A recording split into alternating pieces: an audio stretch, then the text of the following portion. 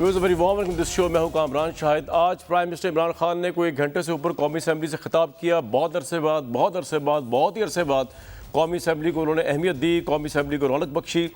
आज क्योंकि ये स्पीच थी, मेरे नज़दीक ऐसी स्पीच या तो होती है जब आप इलेक्शन जीतने से पहले क्या आप कहते हैं मैं ये करूँगा, मैं ये करूँगा, मैं ये करूँगा, या इलेक्शन जीतने के फ़ौरन बाद कि जनाब अब हम ये करेंगे, हम जीत गए, या ये स्पीच होती है इस तरह की जब आप पूरे 5 साल पूरे करने के बाद आखिरी स्पीच करने जा रहे होते हैं क्योंकि 90 दिन बाद इलेक्शन होने जा रहा होता है।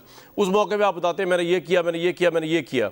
उन्होंने इसका हसीन इम्तजाज था आज की जो उनकी तकरीर थी कि उन्होंने बेशतर बातें वो बताई जो वो करना चाहते हैं। उसमें ऑब्वियसली इस्लामी रियासत, मदीना की रियासत, उसकी मिसालें, नेपोटिज़म का ख़ात्मा, मेरिट की इस्टेब्लिशमेंट, करप्शन फ्री पाकिस्तान, एहसास को लेकर आम गरीब आदमी के लिए फ़लाह के काम करना, ये सब भी वो करना चाहते हैं ऑब्वियसली। और इसके अलावा उन्होंने ये बताया जो कुछ वो कर चुके हैं। मतलब उन्होंने पाकिस्तान को एक बेशरम फॉरेन पॉलिसी से बाहर निकाल के एक खुददार फॉरेन पॉलिसी में लेके गए। इससे पहले जब उन्होंने बताया कि जब वो गए बाहर के ममालिक के दौरे पे तो नवाज शरीफ साहब और जरदारी साहब की लेगसी थी, उसकी वजह से उनको शर्मिंदगी होती थी बाहर जाके लोगों से मिलने की। लोग उनको देखते थे as a prime minister coming from a corrupt regime और अ करप्ट कंट्री। तो ये उन्होंने खुददारी दी। उनकी फॉरेन पॉलिसी उन्होंने कहा बेस्ट है। उन्होंने मोदी को बड़े टाइम पे समझ आ गई उनको कि हिंदुत्व और आइडियोलॉजी जो है उसकी नाजिस आइडियोलॉजी है। उन्होंने कहा जितना इंटरनेशनल मीडिया 1971 के बाद आज पाकिस्तान का पॉइंट ऑफ व्यू दुनिया में कैरी कर रहा है और इंडिया को बिल्कुल कैरी नहीं कर रहा, उसकी कोई मिसाल नहीं मिलती। ये और बात है कि इंडिया को 184 ममालिक की अनप्रेसिडेंटेड सपोर्ट मिली यूएन के अंदर, ये एक और बात है। बहुत सी कंट्रडिक्शंस भी थी प्राइम मिनिस्टर की आज की स्पीच में, बाद में जब मौका आएगा। लेकिन उन्होंने करप्शन को लेके एक दफ़ा फिर ये कहा कि उसे वो पीछे हटने वाले नहीं हैं और ऑपोजिशन से उन्होंने बड़ी मोहब्बत का सलूक किया और कहा कि आप घबराएं मत, जब मैंने अपने आप को अकाउंटेबल कर दिया तो आप क्यों नहीं अकाउंटेबल करते। कोरोना के मतलब उन्होंने कहा कि सारी दुनिया में कन्फ्यूजन थी सिवाय उनकी गवर्नमेंट के। यहीं से स्टार्ट करते हैं। प्राइम मिनिस्टर ने क्या कहा, जो नहीं सुना वो जरा सुन लें। 26 केसेस के ऊपर हमने लॉकडाउन किया पाकिस्तान को। कि बार बार ये कहा जा रहा है कंफ्यूजन थी। अगर किसी मुल्क की गवर्नमेंट में कंफ्यूजन नहीं थी वो हमारी गवर्नमेंट थी। मुझे कभी शर्म नहीं आई पैसे इकट्ठे करते हुए। जब मैं पाकिस्तानियों से पैसे इकट्ठे करता हूँ, जो मुझे शर्म आई जब हम दूसरे लोगों से जाके अपने मुल्क के लिए पैसे मांगे। मेरे लिए शर्म की बात नहीं, मेरे मुल्क के लिए है। और वो हम क्यों मांग रहे थे? हमारे पास पैसे नहीं थे, हम डिफॉल्ट करने के स्टेज पे आए हुए थे। उसामा बिन लादेन को इन्होंने अमेरिकन ने आके एबटाबाद में मार दिया, शहीद कर दिया। उसके बाद क्या हुआ? सारी दुनिया ने हमें गालियां निकाली, बुरा हमें कहा। यानी हमारा एलाए हमारे मुल्क में आके मार रहा है किसी को और हमें नहीं बता रहा। ड्रोन अटैक्स हो रहे हैं पाकिस्तान में, पाकिस्तानी गवर्नमेंट कहती है हम कुछ नहीं कर रहे या हम मजम्मत कर रहे हैं। एडमिरल मलन कहता हम पाकिस्तान की गवर्नमेंट की इजाज़त से ड्रोन अटैक्स कर रहे हैं।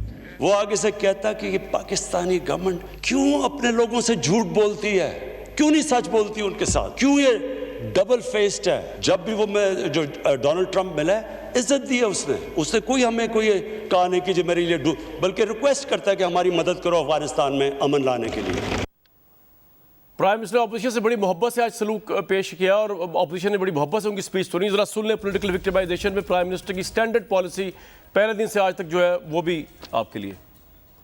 मेरा कोई किसी से लड़ाई नहीं है। मैं पहले दिन से जब यहाँ आया हूँ तकरीर नहीं करने दी मुझे, मेरी कोई किसी से दुश्मनी नहीं। हमारे मुल्क में अगर सही माने में अकाउंटेबिलिटी प्रोसेस ना चला, हम किसी सूरत इतना पैसा नहीं इकट्ठा कर सकते अपने बच्चों को तालीम देने के लिए, सेहत उनके इलाज करने के लिए। जब एलीट करप्शन पे लगी हुई है, वो आप कैसे समझते हैं वो मुल्क तरक्की करेगा? जब आप किसी के ऊपर केस होता है वो कहते हैं जी पॉलिटिकल विक्टिमाइजेशन है। मेरे ऊपर पॉलिटिकल विक्टिमाइजेशन नहीं थी। जब इन्होंने मेरे ऊपर 2002 का फ्लैट डिक्लेयर हुआ, मुझे इन्होंने सुप्रीम कोर्ट में 6 केसेस कर दिए। मेरे इलेक्शन कमीशन के अंदर मुझे सुप्रीम कोर्ट में 2 केसेस किए। और ये जो नैब है, ये हमने तो नहीं नैब बनाई, एक आदमी हमने भर्ती नहीं करवाया। नैब तो पुरानी है, 90% केसेस भी पुराने हैं, लेकिन गालियां हर रोज मुझे पड़ती हैं। यहाँ डिबेट ही नहीं हो सकती। जब बात करो वो शुरू हो जाते हैं कि जी वो नैब न्याजी नेक्सस या कभी कुछ रोज थे? क्या हमारे जो इक्तदार में लोग रहते हैं वो जवाब देना चाहते हैं अपनी वेल्थ का या नहीं देना चाहते? 10 अरब डॉलर पाकिस्तान से मनी लॉन्डर होता है हर साल। शुगर इंक्वायरी में क्या चीजें सामने आई? वो कहते हैं जी शुगर मिल एसोसिएशन फैसला करती है चीनी की कीमत क्या होनी चाहिए। जिन्होंने जो फायदा उठा रहे हैं वही फैसला कर रहे हैं। ये है एलीट कैप्चर इस मुल्क का। ये है अलमिया। जितने स्टेट के इदारे थे, जितने रेगुलेटर्स थे, SCCP, competition commission of Pakistan, FBR, सब मिले हुए थे कि केन कमिश्नर को कितने तनख्वाह जा रही है, वो FBR वाले को कितने पैसे जा रहे हैं। बकायदा किताबों में लिखा हुआ है कि सारों को रिश्वत दे रहे थे। आज की स्पीच की टाइमिंग व्यूअर्स लोगों को समझ नहीं आई। बहुत से लोग के नज़दीक गवर्नमेंट के जो मिनिस्टर्स हैं उन्होंने जिस तरह, या गवर्नमेंट के अरकान असम्बली ने जिस तरह हुकूमत पर तनकीद की पिछले कुछ दिनों में, उनमें फवाद चौधरी साहब जो है वो बहुत सुरखैल हैं इस तमाम काम के, क्योंकि उन्होंने मेरे नज़दीक अपने ज़मीर के हिसाब से एक इंटरव्यू दिया और उन्होंने as a well wisher of the government, as the well wisher of prime minister Imran Khan, उन्होंने कहा कि ये प्रॉब्लम्स हैं जिसकी वजह से हम अभी तक नाकाम हुए हैं या उस तरह चीज़ों को इम्प्लीमेंट नहीं कर सके, हमने कमज़ोर लोगों को लगाया। और उनकी पार्टी के अंदर खबरें ये हैं कि बड़े बड़े स्टॉलवर्ड्स जो है फवाद चौधरी साहब के इस्तीफे का मुतालबा भी कर रहे हैं, और कुछ लोग तो ऑन एयर आके भी इनकी अपनी पार्टी के, जैसे पंजाब के वजारत इतलात के जो वजीर हैं, वो कह रहे हैं कि उनको रिज़ाइन कर देना चाहिए। फवाद चौधरी साहब आज मेरे साथ मौजूद हैं, मोहम्मद ज़ुबैर साहब मौजूद हैं, सेनेटर मुस्तफा नवाज़ खोखर साहब मौजूद हैं। आज की स्पीच की टाइमिंग क्या है फवाद चौधरी साहब? आपने जो तनकीद की है हुकूमत के ऊपर, जो कि मेरे नज़दीक बड़ी कंस्ट्रक्टिव और वेल विशर टाइप तक तनकीद थी, उस वजह से प्राइम मिनिस्टर को स्पीच करनी पड़ी है। MNAs जो है उनमें काफ़ी बददिली पाई जाती है परफॉर्मेंस को लेकर, इस वजह स्पीच क्यों की आज प्राइम मिनिस्टर ने? तफसील से अपनी हुकूमत का जो पेश किया पस मंज़र। फवाद साहब, फ्रेंकली पहले तो आपका तज्जिया बिल्कुल दुरुस्त नहीं है। मैंने तो हुकूमत के ऊपर कोई तनकीद नहीं की है, और जो मेरा इंटरव्यू है, अगर आपको लगा है कि वो तनकीद है तो इसका मतलब ये है कि वो आप उसको दोबारा सुनेंगे तो आपको एहसास होगा कि वो तनकीद नहीं। दूसरी बात ये है कि जो तकरीर आज प्राइम मिनिस्टर, मेरा तो ख्याल है कि आज इस चीज़ को वेलकम करना चाहिए था कि आफ्टर वेरी लॉन्ग एक्चुअली हुकूमत और अपोजिशन के दरमियान एक अच्छा राब्ता कार नज़र आया है, पार्लियामेंट में अच्छा माहौल आया है। ये बात जो तय हुई कि आप पार्लिमानी लीडर्स जो हैं, या जब लीडर ऑफ द हाउस बात करेंगे या लीडर ऑफ द अपोजिशन बात करेंगे, बाकी लीडर्स बात करेंगे, तो उसमें जो है वो एक इंटरफेरेंस नहीं होगी। ये बड़ी अच्छी डेवलपमेंट हुई है। दूसरा, पार्लियामेंट के अंदर जिस तरीके से स्पीकर और जो एक एग्रीमेंट रीच हुआ है बजट को लेकर के, PMLN ने और बाकी पार्टीज ने जिस तरीके से किया है, वो मेरे ख्याल में एक ओवरऑल आज तो एक अच्छा दिन रहा है। आज क्यों की ये तो इस तरह की परफॉर्मेंस आप अपनी बता रहे होते हैं या कुछ करने जा रहे होते हैं, आज की टाइमिंग क्या है? मैं ये नहीं कह रहा आपकी, एक मिनट, मैं ये नहीं कह रहा कि मेरे नज़दीक अभी भी आपने बिल्कुल राइट स्पिरिट में, क्रिटिसिज्म का मतलब ये नहीं होता कि आपने कोई बदनीति की उनके साथ। मेरा अपना ओपिनियन है कि आपने बताया कमज़ोर लोगों को लगाया गया, आपने कहा हमारा नज़रिया जो है वो टीम नहीं बन सकी, ये आपने तमाम बातें कही, लेकिन आपको लगा तनकीद नहीं है, चले I will take that word for you. लेकिन आपको लगता नहीं कि शायद प्रेशर अंदर से भी आ रहा है? MNAs भी आके मीडिया में बोल रहे हैं कि परफॉर्मेंस ठीक नहीं, काम ठीक नहीं, प्राइम मिनिस्टर खुद कहना पड़ रहा है कैबिनेट को कि सिर्फ 6 महीने हैं आपके पास परफॉर्मेंस दिखाने के। ये तो आपने भी कहा है और कैबिनेट दूसरे लोगों ने भी कहा है, इसलिए स्पीच की जी दोबारा मैं आपके तज्जिए से बिल्कुल इत्तेफाक जो है वो नहीं करता। उसमें 2-3 बातें हैं। पहली बात तो ये है कि जब भी प्राइम मिनिस्टर कुछ करेंगे या जब भी कोई बात आएगी, वो टाइमिंग क्या, उसे कुछ ना कुछ तो हो ही रहा होगा ना पाकिस्तान में। तो आप कहेंगे इस वक्त ये हो रहा था तो इस वक्त ये नहीं हो रहा था, तो इस वक्त ये नहीं करना चाहिए था, वो नहीं करना चाहिए था, ये तो मेरा ख्याल है कोई इसका लॉजिक नहीं है। ठीक है। दूसरी बात जो है कि प्राइम मिनिस्टर को कौन इस वक्त ब्लैकमेल कर सकता है? प्राइम मिनिस्टर इस वक्त पाकिस्तान का सबसे टॉलेस्ट आदमी है इन पॉलिटिकल सीन। उनका कोई इस वक्त कंपिटिटर नहीं है, अपोजिशन में कोई बंदा इस वक्त नहीं है। फ्रेंकली अगर आप सीरियसली बात करें तो प्राइम मिनिस्टर को कोई पॉलिटिकल चैलेंज नहीं है, और वो इस वक्त जिस तरीके से इस वक्त की उनकी जो गवर्नमेंट है या जिस तरीके से वो चला रहे हैं, वो अगर उसके ऊपर किसी को पसंद है, नहीं पसंद है, क्रिटिसिज्म है, नहीं क्रिटिसिज्म है, उनको कोई पॉलिटिकल चैलेंज फ्रैंकली दरपेश नहीं है। और जब भी उन्होंने बात करनी है, प्राइम मिनिस्टर ने स्पीच करनी है, तो अपनी परफॉर्मेंस ही बतानी है ना, अपनी बात ही करनी है कि कहाँ पे क्या हुआ क्या नहीं हुआ। सो आई डोंट थिंक सो कि इसमें कोई भी ऐसी हर बात के पीछे हम एक कॉन्स्पिरेसी थ्योरी तलाश करना शुरू कर देते हैं, which I don't think so. Fawad साहब, बात ये है कि इंग्लैंड होगा ना, इंग्लैंड के अंदर हर वेडनेसडे को आपको पता है हर थर्सडे को प्राइम मिनिस्टर क्वेश्चन आंसर का जवाब देता है। प्राइम मिनिस्टर तो कभी कभी आते हैं ना पार्लियामेंट में, तो आज आए और बहुत ज़बरदस्त स्पीच की, अपनी हुकूमत की परफॉर्मेंस भी बताई और जो वो कुछ करना चाहते हैं वो भी बताया। इसलिए ये खबर है बहुत बड़ी कि प्राइम मिनिस्टर का एक तो आना पार्लियामेंट में और फिर अपनी परफॉर्मेंस देना, और कोई वजह नहीं, वरना किसी को जी करने की जरूरत नहीं। बात यह है कि बात यह है कि 100% आना चाहिए था मेरी नज़र में। अगर जो पहले दिन की जो प्राइम मिनिस्टर जब पहली असेंबली का पहला इजलास था, ठीक है। उस दिन अगर प्राइम मिनिस्टर की स्पीच जो है उसको इसी स्पिरिट में सुन लिया जाता, उसमें बात होती, हुकूमत और अपोजिशन के ताल्लुकात कार बहुत बेहतर होते। बिल्कुल तो ठीक है। मेरी नज़र में आज भी खैर बहरहाल जब सफ़र शुरू हुआ है, अच्छा सफ़र है। पार्लियामेंट में देखें, अगर आपने हुकूमत और अपोजिशन में, पाकिस्तान में बड़े बुनियादी रिफॉर्म्स की जरूरत है और उसके बिल्कुल लिए सही। हुकूमत और अपोजिशन का कई जगहों पे इत्तेफाक बहुत बिल्कुल सही फवाद भाई, आपका ये पॉइंट आ आपको- गया। आप अच्छी बात है, आप ये बात कर रहे हैं, लेकिन मसला ये है कि हुकूमत और अपोजिशन का अलायंस इन चीज़ों पे नहीं हो सकता और उसकी बहुत सी वजूहात है।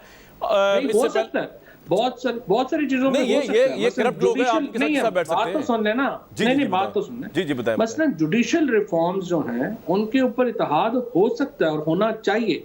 आज सुप्रीम कोर्ट ने जो सो मोटो नोटिस दिया है वो तकरीर के ऊपर, वो जो एक साहब ने की है, स्कॉलर ने, हाँ जी। उनको नो, सो- एक जी, साहब जी। ने जो बहुत सारी religious आवाजें cleric आ रही है। हैं, तो मैं उसको एक रिलीजियस क्लैरिक ने की है जी। रिलीजियस क्लरिक ने जो Justice फाइज ईसा स्पीच की है, धमकियां दी जी। उसके बाद जो बहस चली है पाकिस्तान में, और इससे पहले भी मैंने ये स्पीच की थी जिसको अनफॉर्चुनेटली ख्वाजा आसफ साहब ने जो है वो तबाह कर दिया, रुइन कर दिया अपनी कंट्रोवर्शियल बातों से। मैंने ये कहा था कि इन जैसे मामलात के ऊपर ठीक है। हुकूमत और अपोजिशन को इकट्ठे लेजिस्लेशन लानी चाहिए। बिल्कुल इस ठीक तरह है। और बहुत सारी लेजिस्लेशन है जो उनको लानी चाहिए। राइट, ये आपका पॉइंट आ गया जी कि इन चीज़ों पे लेजिस्लेशन आनी चाहिए, लेकिन ख्वाजा आसिफ साहब ने जो आज फरमाया उससे लग नहीं रहा कि ये जो स्पीच है ये परफॉर्मेंस बेस्ड थी। वो कुछ और इसके बारे में एक्सप्लेनेशन दे रहे हैं और मेरा फ़र्ज़ है कि अवाम को ये भी बताऊं कि नून लीग क्या सोचती है आज की स्पीच के बारे में। ख्वाजा आसिफ, ये फरमाइशी तकरीर थी और इसकी जबान भी फरमाइशी थी। इनका एक दोस्त है बचपन का, उनको इन्होंने कहा कि यार नवाज शरीफ जो है वो डिस्क्वालीफाई हो गया है। अब मैं और जहांगीर तरीन हूं, दोनों तो हम डिस्क्वालीफाई नहीं हो सकते, लेकिन अगर दोनों क्वालिफाई हो गए तो नवाज शरीफ ने बहुत ज्यादा शोर मचाना है। तो मेरा ख्याल है कि जहांगीर तरीन जो है वो डिस्क्वालीफाई हो जाए, मैं तो बच जाऊंगा, मुझे तो डिस्क्वालीफाई नहीं कर सकता। ये फैसले से पहले वो मैं उस दोस्त का नाम भी बता सकता हूं। ये मेरिट है। जब मेरिट की बात करते हैं तो सनाउल्लाह को झूठे केस में अंदर किया जाता है, उसके ऊपर हीरोइन डाली जाती है, और जो अरबों रुपए का गबन कर गया वो जाके लंदन में जाके यश कर रहा है। इन्होंने उसामा बिन लादेन को आज शहीद डिक्लेयर कर दी। वो बंदा इस सरजमीन के ऊपर दहशतगर्दी लेके आया था, वो अव्वल और आखिर दहशतगर्द था। जनाब आला, आपने तो पता नहीं कितने डैडी भुगता दिए हैं। मुशर्रफ भी डैडी था, अभी भी डैडी है, अभी भी ना, मुशर्रफ भी डैडी था। पता नहीं किस किस के चौखट पे जाके ये सजदा रेज हुए हैं। ये जब काबीना में एक वजीर जो है दो चार वजीरों की, जिस तरह कहते हैं पंजाबी में पत उतारे, और जो है एक वजीर जो है वो टीवी पे आके कहे कि ये हम तब्दीली में नाकाम हो गए हैं, और यहाँ पे तकरीरें करें इनके अपने जो है हुकूमत के खिलाफ, तो फिर टोन में इसी तरह ही मिन्नत समाजत वाली आ जाती है बात जो है। जो आपको चीज़ नहीं दिखा सके हम, वो ये थी कि इसके आगे ख्वाजा आसिफ ने ये कहा कि ये जो इमरान खान साहब जो हैं ये बेसिकली कोरोना से बदतर हैं और इनकी एलिमिनेशन होगी, we can not bear him. इतना सख्त लबो लहजा क्यों इख्तियार किया ज़ुबैर साहब? आज तो बड़ी, जैसे फवाद साहब बता रहे हैं, बड़ी उन्होंने अच्छी स्पीच की, बड़ी पीसफुल स्पीच की, और आप पर वो एक हो सकते हैं कि आपको क्या लग रहा है कि प्राइम मिनिस्टर वीक हो गए खुदा ना खास्ता? आपने इसलिए इतनी एग्रेसिव स्पीच की, कोरोना तक कह दिया आपने, जो हम वीडियो में नहीं दिखा सके, लेकिन कहा है ख्वाजा आसिफ ने जी।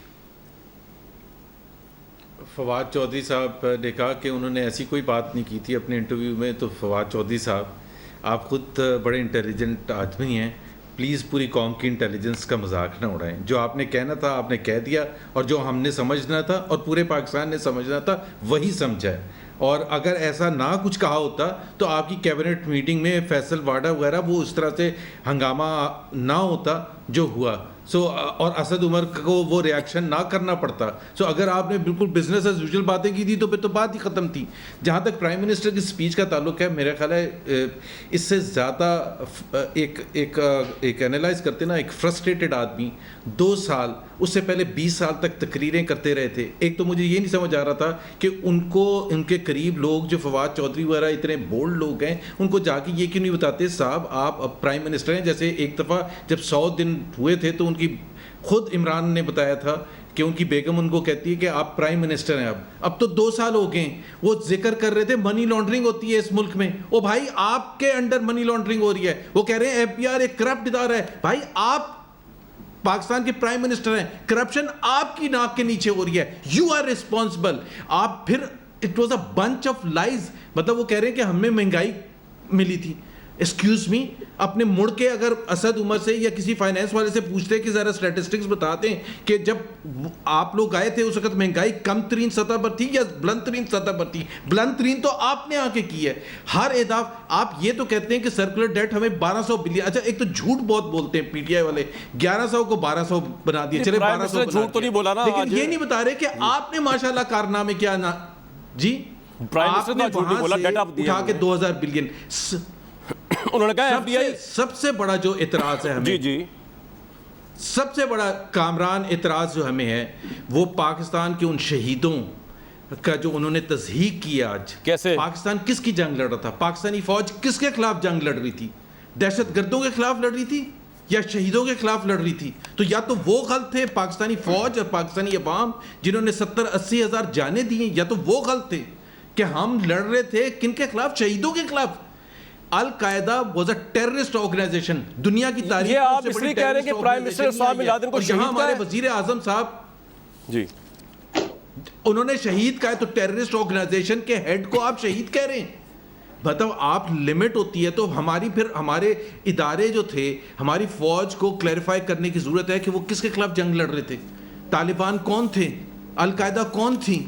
अगर हमें यही तफरीक नहीं पता कि मुजाहिदीन से वो कब अल कायदा बनी थी, जो पहले भी इन्होंने एक दफ़ा न्यूयॉर्क में अपनी इंटरव्यू में कहा था कि पाकिस्तान आर्मी ट्रेंड अल कायदा, और फिर उसको क्लैरिफाई किया नहीं, वो जो 1980s वाले थे उनको ट्रेन किया था। इनको यही नहीं पता कि अल कायदा कैसे बनी थी। वही मुजाहिदीन एक ज़माने में Osama bin Laden slip of tongue भी हो सकता है जुबैर साहब, उसामा बिन लादेन वाली बात आप तो पीछे बढ़ गए। जब मासूम लोगों को मारना शुरू किया तो वो दहशतगर्द थे, और हमारे लिए कोई फखर का मुकाम नहीं था कि वो हमारे हाथ से मिले थे, 8 साल से छुपे हुए बैठे थे, ये कोई फखर का मुकाम नहीं था। आज वजीर आजम ऐसे बता रहे हैं जैसे वो बड़े फखरिया अंदाज में बता रहे हैं। और एक लास्ट बात, ये करप्शन की जब बात करते हैं तो आज बहुत अच्छा होता कि वो कहते कि मैं हज़रत उमर की एग्जांपल्स देते ना, हज़रत अली की एग्जांपल्स देते ना, तो कहते आज मैं जवाब देता हूँ फॉरेन फंडिंग केस का। आज मैं स्टे वापस करने के लिए हिदायत कर रहा हूँ कि हमारे से पूछें सवाल जिसका मैं खुद सिग्नेटरी हूँ 25 अकाउंट्स का जो हमने डिक्लेयर नहीं किए। आज मैं ऑर्डर देता हूँ BRT का स्टे हम ख़त्म करवाएं और जवाब दें FIA की इन्वेस्टिगेशन का, तो हम मानते कि ये करप्शन के अगेंस्ट है। अदरवाइज नदीम बाबर हों, जुल्फी बुखारी हों, रज़ाक दाऊद हों, दूसरे लोग हों, करप्ट तरीन काबीना है इस वक्त जितनी पाकिस्तान की करप्ट तरीन काबीना। तो आपने ये कह के बड़ा ही अजीब सी बात कह दी, लेकिन प्राइम मिनिस्टर की ये बातें आप सारी मिस कर गए कि उन्होंने कहा पिछले 3 साल में सबसे ज़्यादा टैक्स उन्होंने इकट्ठा किया जो 17% ज़्यादा है। FDI जो आप छोड़ के गए थे फॉरेन डायरेक्ट इन्वेस्टमेंट $1 अरब पे, झूठ, मैं आपको फिगर बता देता हूं। $2.1 अरब पे चली गई। ये झूठ प्राइम मिनिस्टर तो नहीं बोल सकते यार। कामरान शाहिद जी, कामरान रेमिटेंस बोल रहे थे कैसे? 3800 प्राइम मिनिस्टर मैं आपको फिगर बता देता हूं, मैं आपको फिगर बता देता हूं। अब मैं आपको फिगर बताता हूं, और किसी में अगर दम खम है तो वो चैलेंज कर दे अगले बताएं फिगर बताएं। हमें मिला था 1946 बिलियन, 1946 बिलियन पर मिला था 2013 में, हमने छोड़ा था 3850 बिलियन। इन्होंने पिछले साल कलेक्ट किया था 3820 बिलियन, और इस साल उससे भी कम कर रहे हैं कलेक्ट। कौन सा 17% बढ़ाया है? राइट, पॉइंट आ गया आपका। दूसरी बात ये, हमने डबल किया था, आपने 8000 बिलियन कमिटमेंट की थी। महंगाई आपने बढ़ा दी है, कर्जे आपने बढ़ा दिए हैं, गुर्बत आपने बढ़ा दी है, अनएम्प्लॉयमेंट आपने बढ़ा दी है। आपने क्या है? आपसे एक BRT तो बनती नहीं है भाई। उन्होंने इतने कारनामे बताए, आपको समझ ही नहीं आ रही कि उन्होंने क्या किया है। उन्होंने एहसास प्रोग्राम को एक्सटेंड कर दिया है, वो पनाहगाहें बना रहे हैं, उनको गरीब का एहसास है, मेरिट लेके आ रहे हैं। आपको नजर नहीं आ रहा, लेकिन मैं जाऊंगा आगे की लकीर से लोगों को धकेलेंगे। ठीक है मेरे भाई, जब आप गुर्बत में धकेलेंगे लोगों को तो एहसास प्रोग्राम ही बढ़ाना पड़ेगा। यार जुबैर भाई, बात ये क्या आप गुर्बत की लकीर से नीचे से ऊपर लेके आते हैं। मुझे लग रहा है जब से ये उनके खिलाफ अंदर से आवाजें उठनी शुरू हुई। खैर फवाद भाई से तो मैं लड़ाई मोल ले नहीं सकता, 3 दफा उन्होंने मुझे कंट्रडिक्ट किया। हालांकि मैंने जिंदगी में फवाद चौधरी साहब का इतनी मोहब्बत से इंटरव्यू नहीं सुना, 6 दफ़ा सुना है वो मैंने वॉइस ऑफ अमेरिका वाला इंटरव्यू, खुद उसको एडिट किया, उसकी क्लिप्स, उसके मैंने टिकर लिखे, एक एक चीज़ लिखी है, कहीं मैं वो गलत कोट ना कर दूं। अब मेरे पास टाइम की किल्लत है, दिल तो चाह रहा है मैं सुनाऊं, लेकिन अब क्या सुनाऊं मैं उनको, उन्होंने डिनाई कर दिया उन्होंने। लेकिन बहरहाल मुस्तफा नवाज खोखर साहब आपकी तरफ आऊँगा मैं, लेकिन इससे पहले कि मैं आपकी तरफ आऊँ, मुझे तो हैरानगी है कि बिलावल भुट्टो साहब को आज क्या हो गया। उन्होंने प्राइम मिनिस्टर को क्या कुछ नहीं कह दिया, वो तो मुफाहमत की एक टोन में थे, एक अच्छी टोन में थे। वो कह रहे मैं आपको बुरा भला नहीं कहता, लेकिन सबका एहतसाब होना चाहिए, मेरा भी। सुने जी बिलावल साहब ने क्या कहा, फिर मुस्तफा नवाज साहब के पास जाएंगे। हमारा वजीर आजम का पहले दिन पे प्लान नहीं था, दूसरे दिन पे प्लान नहीं था, 2 हफ्ते बाद प्लान नहीं था, और आज 3 महीने बाद, 4 महीने बाद प्लान नहीं है। इसी सुबह का इंफ्रास्ट्रक्चर, इनका नालायकी को बर्दाश्त नहीं कर सकते। आप अपना हेल्थ सिस्टम में इन्वेस्ट करें। अगर पाकिस्तान तैयार है तो हमारे लोग क्यों मर रहे हैं? अगर पाकिस्तान तैयार है तो हमारे डॉक्टर्स, हमारे नर्सेस, हमारा पैरामेडिक्स आज तक क्यों रो रहे हैं? इस सिर्फ इसलिए कि हमारा वजीर आजम की अना की वजह से। ये इस वजीर आजम की नालायकी की वजह से है, और सबसे बढ़कर कि ये इसलिए है कि हमारा वजीर आजम इलेक्टेड नहीं सिलेक्टेड है। जमहूरी तरीके से इलेक्टेड होता तो एक एक इंसान का जिंदगी का फिक्र करता। अभी उसको कोई फिक्र ही नहीं पड़ता कि पाकिस्तान के अवाम मरे तो सो मरे, किसी और तरफ देखना है वोट्स लेने के लिए, उसी किसी और तरफ देखना है हुकूमत बचाने के लिए। आज भी ये तकरीर मेरे लिए नहीं था, ये तकरीर सिलेक्टर्स के लिए था, अवाम के लिए नहीं था। आपका फॉरेन पॉलिसी एक कठपुतली का फॉरेन पॉलिसी रहा है। मैं चैलेंज करता हूं वजीर आजम साहब को कि या इधर आके डिबेट करें। हम चैलेंज करते हैं वजीर आजम साहब को कि हमें टीवी पे डिबेट करें। जो झूठ आप हर तकरीर में दोहराते हो उसको जवाब आपको देना पड़ेगा। वजीर आजम हमारा बुज़दिल है, वो ना मेरा होगा ना टीवी। मुस्तफा भाई, बात ये है कि मुझे समझ नहीं आई कि आपका ये मौक़िफ़ क्यों है बिलावल साहब का कि ये तकरीर सिलेक्टर्स के लिए थी। और दूसरी बात ये कि आपका शिकवा ये कि प्राइम मिनिस्टर ने आपकी बात नहीं सुनी। जब आप प्राइम मिनिस्टर के लिए इस तरह के अल्फाज बोलेंगे, नलायक, झूठा, बुज़दिल, कठपुतली, तो ये तो बिलो द बेल्ट है। तो प्राइम मिनिस्टर क्यों सुनेंगे आपकी बात? मुस्तफा नवाज साहब जी, अगर वज़ीर आज़म चोर, डाकू और उससे आगे चल ना पाए तो फिर नतीजतन ऐसे ही होता है। और फिर गुजारिश ये है कामरान भाई कि आपने जो क्लिप सुनाया बिलावल साहब का, उसके अंदर उन्होंने जो बातें की उनमें से कौन सी बात ऐसी है कि जो गलत है? इस वक्त अगर उन्होंने बात की कि हमारे जो डॉक्टर्स हैं, हमारे जो नर्सेज हैं, हमारे जो पैरामेडिक्स हैं, हमारे जो एम्बुलेंस ड्राइवर्स हैं, वो जिस खतरे से गुजर रहे हैं, मुझे ये समझ नहीं आया कि वो सिलेक्टर्स को के लिए क्यों स्पीच करेंगे। ये पॉइंट समझ नहीं आया। कोई कह रहा फरमाइशी। जी मैं उस तरफ ही आ जाता हूँ। जी उस तरफ आए। जी, मैं उस तरफ ही आ जाता हूँ। पहला नुकता जो उनकी, देखिए इस वक्त जो कौम को जो सबसे बड़ा हमारा जो प्रॉब्लम है वो इस वक्त कोरोना की वबा से निपटना है। बाकी सारी जो बातें हैं, जो बाकी सारी जो गुफ्तगू है वो ज़ेली गुफ्तगू है। अगर आप चाहते हैं कि मैं वो सारी गुफ्तगू जो है कोरोना के हवाले से जो इस वक्त हमारा सबसे बड़ा मसला है, अगर मैं उसको साइड पर रख दूं और सीधा सिलेक्ट जी प्लीज। तो इस वक्त हम जी अवाम जज हैं कामरान भाई के इस वक्त पूरे मुल्क के अंदर जो हमारा डेथ रेट है ऊपर जा रहा है। दुनिया के हम उन टॉप के 5 ममालिक में शामिल हैं जहां पर सबसे ज्यादा केसेस रिपोर्ट हो रहे हैं। और खुदा न खास्ता, अल्लाह माफ करे, हमारे मुंह में खाक, हालात जिस नहज की तरफ जाते हुए नजर आ रहे हैं वो बहुत सीरियस है। और इसके साथ ही साथ हमारी फूड सिक्योरिटी का भी जो इशू है, जो लोकस्ट्स का अटैक है, फिर फॉरेन पॉलिसी का उन्होंने जिक्र किया। फॉरेन पॉलिसी जो खान साहब इतनी तारीफ कर रहे थे अपनी हुकूमत की, आप खुद बताइए कि पिछले, अब मैं क्या क्या वाकयात आपको बताऊं। नहीं, लेकिन मुझे एक बात बताइए मुस्तफा भाई, फिर भी आप लोगों ने आज की स्पीच को ये अंडरमाइन क्यों किया? ये कह के खोया आसिफ ने कि फरमाइशी तकरीर थी और आपने कहा कि सिलेक्टर्स के लिए थी। क्यों सिलेक्टर्स के लिए क्यों होगी? अवाम के सामने उन्होंने अपना केस पेश किया प्राइम मिनिस्टर ने ब्लर से बात, इसमें इशू क्या है? Why you made it controversial? देखिए, we are not making it controversial. Prime Minister himself is making it controversial.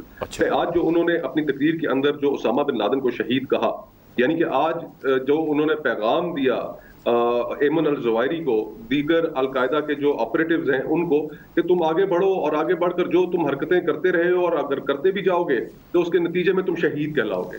उन्होंने एक खास मकतबा फिक्र को जो पाकिस्तान के अंदर और पूरी इस्लामी दुनिया के अंदर, जिसने पूरी दुनिया के अंदर तबाही मचाई, जो एक ईवल आइडियोलॉजी है, आज उसको उन्होंने उसके जो करता धरता थे, आज उन्होंने उनको शहीद करार दे दिया। उन तमाम शोहदा के साथ जो हमारी फोर्सेस के लोग जो उनसे लड़ते हुए शहीद हुए, हमारे सिविलियंस जो शहीद हुए, जो पाकिस्तान के अंदर दर्जनों सैकड़ों उन्होंने हमले किए, जिनकी जिम्मेदारी ऑन रिकॉर्ड उन्होंने कबूल की, आज उनके शोहदा के लिए हमारे पास क्या अल्फाज है कहने के लिए? हमारे सर उनके सामने शर्म से झुके हुए कि जिस मुल्क के वजीर आजम को इतना पता ना हो और वो मैंने क्या बात करनी है, और कौमी असेंबली में वो खड़ा होकर शहीद कह दे एक टेररिस्ट को, तो इससे बड़ा तो सिक्योरिटी थ्रेट हमारी हिस्ट्री में नहीं गुजरा कि जिस वजीर आजम को समझ ही नहीं है चीजों की। अब इस मौके पर भी अगर सिलेक्टर्स इस मुल्क के नहीं जागते, अगर वो सिलेक्टर्स नहीं ये समझ सकते कि हमने किस शख्स को इस मसनद पर बिठाया है, ना सिर्फ वो इस पर यहाँ पर बिठाने के अहल नहीं था, बल्कि उसकी मेंटल कैपेसिटी ही नहीं है, तो वो इन मामलात को डील कर आपका सके, पॉइंट आ गया। समझ इससे सके। एक सवाल उभरा है जो फवाद चौधरी साहब के लिए है, और वो सवाल ये है जो ऑब्वियसली छोड़ के जा रहा हूं, लेकिन ब्रेक के बाद आगे फवाद साहब जवाब देंगे कि हम हमेशा एक कन्फ्यूजन का शिकार रहे। मैं सिर्फ इमरान खान साहब की बात नहीं कर रहा, तालिबान को लेकर भी, गुड तालिबान और बैड तालिबान, अब अलकायदा को लेकर भी। फवाद साहब बताएं हमारी स्टेट की पॉलिसी क्या है? क्या उसामा बिन लादेन को, जिस तरह आज प्राइम मिनिस्टर ने शहीद कहा, तो हम अलकायदा को और उनकी तमाम एक्शंस को ओन करती है स्टेट ऑफ पाकिस्तान कि वो ठीक हुए? और अगर ठीक हुए तो फिर उस वक्त की मिलिट्री लीडरशिप और पॉलिटिकल लीडरशिप ने उसामा बिन लादेन की जब डेथ हुई तो उसको क्यों कहा कि बड़ा अच्छा काम हुआ है?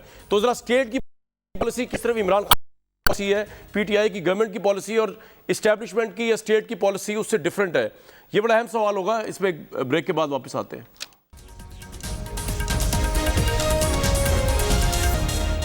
Viewers, very warm welcome back to show. Prime minister ने आज शर्म दिलाने की कोशिश की ऑपोजिशन को जब उन्होंने बताया कि उन्होंने ऑस्टेरिटी ड्राइव चलाई, जबकि ये लोग जो थे, जरदारी साहब, नवाज शरीफ साहब, यूएस, डेवोस, यूएन के विजिट्स बताया कि ये बादशाहों की तरह हुकूमत किया करते थे। साथ उन्होंने ये भी बताया कि शर्म का मुकाम था कि जब ड्रोन हमले अमेरिकन सेनेटर्स ने बताया कि पाकिस्तान गवर्नमेंट की मर्जी से हो रहे।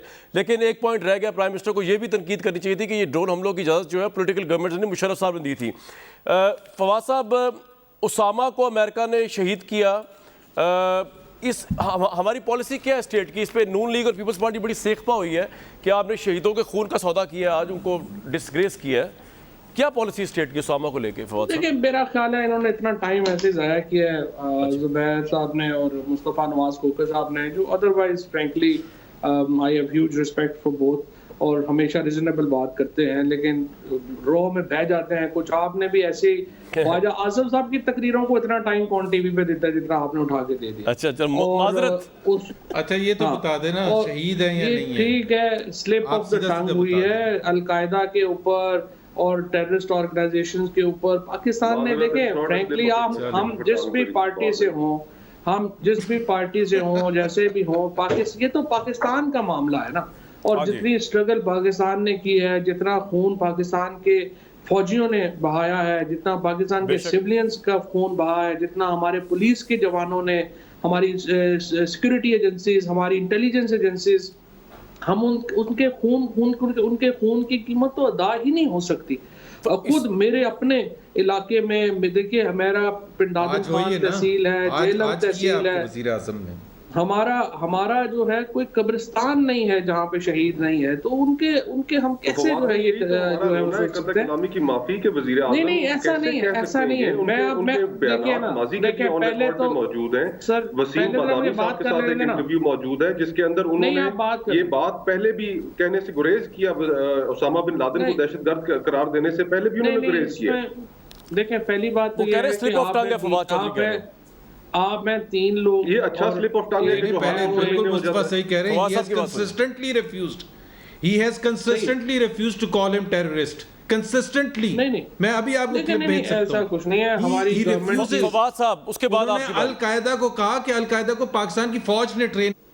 जी फवाद साहब, रिस्पॉन्ड करें प्लीज। देखिए, पहली बात यह है कि ये जो है ना, आप हैं 3 लोग, मैं हूँ 1 आदमी। एक तो पहले ही आप तीनों में टाइम इतना ज्यादा चला जाता है, फिर आप मेरी बात को आप अकेली गवर्नमेंट पे भारी हैं, वजीर आजम को पहले तो ये बात यह है कि मैं ये रिक्वेस्ट करूंगा कि फिर मेरी बात सुनने का। फवाद साहब की बात सुने यार, प्रोड्यूसर साहब। इसके ऊपर इतनी लंबी बात करने की जरूरत नहीं है। स्लिप ऑफ द टंग थी, होगी कोई ऐसी बात नहीं। हमारी पॉलिसी बिल्कुल वाज़ेह है, पाकिस्तान की रियासत का किरदार भी बिल्कुल वाज़ेह है, ठीक है, और पाकिस्तान की कुर्बानियां भी बिल्कुल वाज़ेह है, और इसमें हमारा जो है वो कोई राय नहीं। जहां तक आज प्राइम मिनिस्टर साहब की स्पीच का ताल्लुक था, मेरा ये ख्याल था कि आज एक्चुअली जो स्पीचेस होनी चाहिए थी, स्पेशली बिलावल साहब, ख्वाजा आसिफ साहब से तो कोई अच्छी बात की उम्मीद ही नहीं ना की जा सकती। उनकी तो और ही पॉलिटिक्स है और वो जिस तरीके से चलाना चाह रहे हैं, उनके मुंह से तो कभी अच्छी बात निकली ही नहीं है। बिलावल साहब से ये उम्मीद थी कि वो इसको रेसिप्रोकेट करेंगे, और आप एक जो जिस तरह से आज प्राइम मिनिस्टर ने आपको जो है वो उस तरह वो से शहीद कहते हैं का निशाना रवायती तौर पे वो बनाते हैं, अगर आपने नहीं बनाया, देखिए ना, ये ताली दोनों हाथों से बजती है। हमें रोज जो है ये सबक पढ़ाया जाता है, कि जनाब आप हुकूमत हैं, आपका काम है इसको लो डाउन करें और इस मामले को चलाएं। हम जो ही जूता नीचे रखते हैं आपकी फिर टाटर शुरू हो जाती है, फिर जो है वो मामला जो है खराब हो जाता है। अब इशू ये है कि अगर तो आपने इसको स्मूथली चलाना है, अगर आपने इसको में आगे बढ़ना है, पार्लियामेंट को फंक्शनल करना है, तो फिर अपोजिशन का रोल भी उतना ही है जितना हुकूमत का है। ये नहीं हो सकता कि आप हमसे ये तवक्को रखें कि हम तो सारे अच्छे। लेकिन फवाद भाई मसला ये आपसे सवाल है मेरा, इनकी जो है फवाद साहब एक सवाल है, प्रॉब्लम ये फवाद साहब दोनों तरफ से अगर बात होगी, दोनों तरफ से बात जो है आगे बढ़ेगी तो बढ़ेगी, नहीं बढ़ेगी तो नहीं बढ़ेगी, फिर तो ऐसा आपको मेरी आवाज आ रही है? आजकल फवाद भाई नहीं जा सकती। सुनते नहीं है किसी और तीसरी इंपॉर्टेंट बात यह है, मैं ये समझता हूँ कि अभी जो हमारे जो पार्लियामेंट्री जो फंक्शनैलिटी है उसको हमें उसके ऊपर हमें जो है वो बात करनी चाहिए, जोर देना चाहिए। और आज प्राइम मिनिस्टर ने जिस तरीके से अपना पॉइंट ऑफ व्यू दिया है, बेहतर होता है कि पोजीशन आके अपना पॉइंट ऑफ व्यू दे देती। आपको कोरोना की पॉलिसी से इख्तलाफ है, आप आए अपनी पॉलिसी रखें सामने। आपको बजट से इख्तलाफ है, आप अपना ऑल्टरनेटिव बजट दें आके कि हमारे बजट ये है, आप बताइए इसके ऊपर क्या। मेहनत आप नहीं करते, कोई अल्टरनेटिव पॉलिसी आपके पास नहीं होती है, आप आते ठीक है फवाद भाई, आपकी बात सारी आ गई, आपकी सारी बात डिटेल से आ गई। जुबैर साहब एक बात तो है कि आपको बेसिकली इश्यूज पे पॉलिटिक्स करनी चाहिए। आज प्राइम मिनिस्टर ने कह दिया कि आप घबराएं मत, ये नैब न्याजी गठजोड़ नहीं है भाई, और एहतसाब तो मेरा भी हुआ था। तो आपका जब होता है तो आप पॉलिटिकल विक्टिमाइजेशन क्यों कहते हैं? क्यों कहते हैं मेरे दोस्त, क्यों कहते हैं आप? आपके दाल में क्या काला है? छोड़े इसको, वो विक्टिमाइजेशन नहीं हो रही, बस एहतसाब। जी बड़ी क्लास की बात की है फवाद चौधरी ने कि रेसिप्रोकेट करते। क्या रेसिप्रोकेट करते कि अगर उसामा बिन लादेन को आपने शहीद कहा है तो हम भी शहीद कहते। अगर अल कायदा को हमने कहा है कि वो एक मुजाहिदीन फोर्स थी तो हम भी कहते। स्लिप ऑफ टंग अगर है तो let the prime minister office clarify. Fawad Chaudhry की बात पर नहीं हम एग्री करेंगे। अगले प्रोग्राम में इनके दूसरे मुराद सईद और वो बैठे होंगे और वो दिफा कर रहे होंगे। सो पहले तो ये क्लैरिफाई आप अपनी हुकूमत में से करवाएं, अपने प्राइम मिनिस्टर से करवाएं। एंड बाय द वे पहले उन्होंने कहा कि उनको मारा and then he corrected himself to say कि वो शहीद हुए, और आप ये कह रहे हैं छोटी बात है। ये बहुत बड़ी बात है। पाकिस्तान की तज़हीक हुई है। Foreign minister, let the foreign minister face the music of prime minister speech. जहां तक फॉरेन पॉलिसी की सक्सेस का ताल्लुक है, अभी इंडिया इलेक्ट हुए अनअपोज्ड। पाकिस्तान ने इतनी कोशिश भी नहीं की सिक्योरिटी काउंसिल में कि उनके खिलाफ एक कंट्री को तैयार कर ले। इंडिया एनेक्स करके बैठा हुआ है कश्मीर, जो बचा कुचा था वो यूनियन में शामिल कर दिया अपने कॉन्स्टिट्यूशन में। आपने क्या किया? आप हाथ देखते रहे हैं। आधे घंटे एक दिन जुमे को आपने वो कर लिया था। सो किस चीज के आप फतह मना रहे हैं? किस चीज के आप माने बजा रहे हैं? लेकिन मैं it's a failure, it's a frustrated man. ठीक, हु इज फ्रस्ट्रेटेड? दूसरी उनकी तो बात परफॉर्मेंस, व्हाई इज ही ताली फ्रस्ट्रेटेड? दोनों हाथों से ही बजती, ताली दोनों हाथों से बजती है। मैं मानता हूं ताली दोनों हाथों से बजती है, लेकिन इमरान खान के होते हुए अगर वो पाकिस्तान की तज़हीक करेंगे, पाकिस्तान के शहीदों की तज़हीक करेंगे, पाकिस्तान की फ़ौज की तज़हीक करेंगे, वो माफ़ी मांगे तो हम तैयार हैं हाथ बढ़ाने के लिए। मुस्तफा नवाज खोकर साहब, स्लिप ऑफ टंग छोड़ दें उसामा बिन लादेन का इशू, वाइडर वैसे इशू। आपको तारीफ, आपने कभी जो है ना मुंह का जायका बदलने के लिए एक आध बार कुलभूषण जाधव की भी इसी शिद्दत से जो है ना वो मजम्मत कर दिया करे, उनकी हमने कभी वैसे आपके मुंह से बात नहीं सुनी। और दूसरी बात ये, मैं मुस्तफा साहब के पास जाऊंगा, कर सकता हूं, लेकिन फवाद भाई आप इस तरह के बयान ना दें, स्लिप ऑफ टंग वगैरह। कल फिर आपने कह दिया मैंने नहीं कहा था, प्राइम मिनिस्टर ने आपकी सर्जरी ना कर दें, और लाइटर नोट के आपने क्यों कहा स्लिप ऑफ टंग? मैंने ये नहीं कहा, मैंने ये नहीं कहा कि मैंने नहीं कहा, मैंने कहा आपने जो तज्जिया किया है वो गलत है। मैं आपके तज्जिए से तो इख्तलाफ की गुंजाइश देना। अब आप ठीक है, आप जो है हमारे सबसे बड़े तज्जिया निगार हैं, लेकिन फिर भी मैं आपसे इख्तलाफ करता हूं। मैं आपका सबसे बड़ा नाकिद हूं, मैं आपका सबसे बड़ा तज्जिया निगार नहीं हूं। आपके सबसे बड़े तज्जिया निगार तो पीटीवी न्यूज में बैठे हुए हैं। लेकिन बहरहाल जी कोरोना वायरस में सुप्रीम कोर्ट ने बड़े अहम सवाल उठाए और मुस्तफा नवाज खोकर साहब की जो है वो। लेकिन फवाद भाई बात ये है कि मुझे तो आप अच्छे लगते हैं तनकीद और सच बोलते हुए, और आपने सच बोला और तनकीद की तो मुझे तो आप बड़े अच्छे लगे। मैं तो कल का पूरा प्रोग्राम यहाँ पे कर दिया, मैंने कहा hero of the day is Fawad Chaudhry. तो ये ना समझा थानू फाइल आ देता। ठीक है, हाँ जी, वो ठीक है। सिर्फ मैंने उस पे, मेरा सिर्फ उस पे एतराज है जो आप कह रहे हैं कि तनकीद की पार्टी पे मैंने कोई चले जी, मैं कह रहा हूँ आपने फेयर कमेंट किया, फेयर एनालिसिस किया। चले मुस्तफा भाई, ठीक है, बिल्कुल बिल्कुल ठीक है। मुस्तफा भाई देखे, फवाद चौधरी साहब भी मान रहे हैं अभी तक हम कामयाब नहीं हुए, लेकिन वो हो भी सकते हैं। वो यही माने इंटरव्यू के अंदर कि कमजोर लोगों को लगाया गया, जिसका नुकसान प्राइम मिनिस्टर को हुआ, इससे वो डिनाई नहीं कर सकते। चले, ये 2 साल पहली दफ़ा इमरान खान पावर में आए, आप लोगों का 30 साल एक्सपीरियंस है, थोड़ा लिवरेज दे, थोड़ा मौका दे। अब आप जैसे उसामा बिन लादेन की बात लेके बैठ गए, अब वो स्लिप ऑफ टंग भी हो सकता है, वो इशू नहीं है पाकिस्तान का इस वक्त, उससे आगे बढ़ना है हमने। कोरोना पे कुछ स्ट्रेटेजी दें, कुछ जॉइंट वो करें, कुछ मिल के आगे चलें यार मुस्तफा भाई। कामरान भाई, फवाद भाई के जो इंटरव्यू का आपने जिक्र किया, आपने उसके ऊपर प्रोग्राम भी किया, 24 मिनट का इंटरव्यू था इनका। मैं तो समझता हूं कि बड़ी कमाल फनकारी के साथ इन्होंने वजीर आजम के इर्द गिर्द एक एहसार पैदा करने की कोशिश की है कि वजीर आजम तो ठीक है, काबीना और टीम नालायक है। ऐसा कतन नहीं है। देखिए, अब वजीर आजम की अपनी पर्सनल कैपेसिटी के इश्यूज हैं, उनको बहुत सी चीजें, अब ये जो आज का जो उनका बयान है जिसमें उन्होंने शहीद कहा, यानी कि हम अगर अपनी अवाम के सामने इस वक्त और अपने नौजवानों के सामने हम तालीम, education, universities, progressiveness, scientific knowledge, इल्म अदब, ये चीजें हमें उनके सामने रखनी चाहिए ताकि वो इनको मानने वालों को रोल मॉडल बनाए, बजाय इसके कि जो शख्स कुछ धमाकों, कत्लो गारत का पैगंबर हो, हम उसको शहीद कहकर लोगों के सामने एक रोल मॉडल पेश करने की कोशिश करें। वजीर आजम के अपने पर्सनल कैपेसिटी इश्यूज हैं। कोरोना के मामले में भी आप उठाकर देख लें, आप पहले दिन से आज तक क्या वजीर आजम के कोरोना के ऊपर किसी बयान में आपको कंसिस्टेंसी नजर आई है? उन्होंने ये वही, लेकिन मुस्तफा भाई एक बात तो है, हम तनकीद कर सकते हैं प्राइम मिनिस्टर की पॉलिसी गलत थी कि लॉकडाउन, लेकिन उनकी ये बात कंसिस्टेंट थी, he was since first day against lockdown. ये तो आप माने, उसमें कंफ्यूजन तो कोई नहीं थी, ये तो उन्होंने सही कहा है। उसमें तो ये was this decision of his, was this decision based on sound scientific knowledge? तो मेडिकल एक्सपर्ट्स की राय के ऊपर उन्होंने ये अपना फैसला नहीं, उन्होंने गुर्बत को देखते हुए किया, भूख को देखते हुए किया।